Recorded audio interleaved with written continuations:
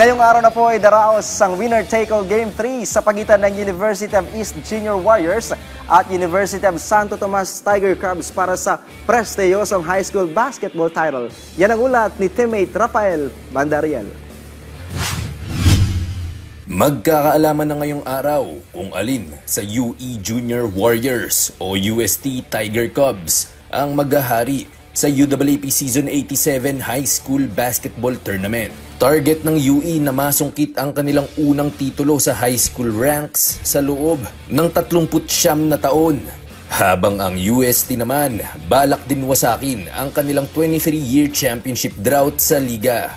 Napanalunan ng Tiger Cubs ang Game 1 ng serye 98-84. Sinamantala naman ng Junior Warriors ang pagkaka-eject sa Game 2 ng Mythical 5 member na si Nixon Cabanyero at nakabawi 76-70.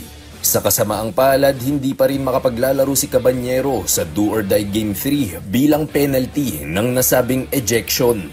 Ayon sa head coach ng UE na si Andrew Estella, masusubok sa larong ito kung gaano nga ba katatag ang kanyang koponan at kung magbubunga nga ba ang lahat ng kanilang pinaghirapan ngayong season. Dahil naman hindi nila masasandalan ang kanilang star player na si Cabanyero, importante para kay Coach Noli Mejos ng Tiger Cubs na manatiling compose ang kanyang koponan lalo na't ito na ang pinakaimportanteng laro ngayong season.